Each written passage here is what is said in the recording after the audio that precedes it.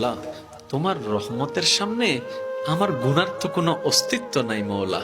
আমার গুনাহ না হয় পাহাড় পরিমাণ হবে, বেশি থেকে বেশি আসমান পরিমাণ হবে, না হয় পুরা পৃথিবী পরিমাণ হবে। তোমার রহমত তো অগণিত, তোমার রহমত তো অসীম, তোমার রহমত তো আনলিমিটেড। এবার রব্বে করিম বলে, তাহলে ঘাবড়াস কেন, তাহলে মন ছোট করস কেন? আরে গুনাহ করেছো তো করেছো, কি হয়েছে? একবার তো তওবার মাধ্যমে আমি রবের দরবারে ফিরে আই, মওলা ফিরে আসতে পারবো তো? দরজা কি খোলা আছে? রব্বে করিম বলে, মরণের আগ পর্যন্ত, কিয়ামতের আগ পর্যন্ত, সূর্য পশ্চিম আকাশে ওঠার আগ পর্যন্ত দরজা খোলা আছে, দরজা খোলা আছে, দরজা খোলা আছে।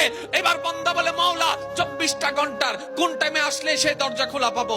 রব্বে করিম বলে, আরে ব্যাংকের দরজা খোলা থাকে নির্দিষ্ট সময়ে, অফিস আদালতের দরজা খোলা থাকে নির্দিষ্ট সময়ে, এমনকি ঘরের দরজাও খোলা থাকে নির্দিষ্ট সময়ে, এর বাইরে যায় না।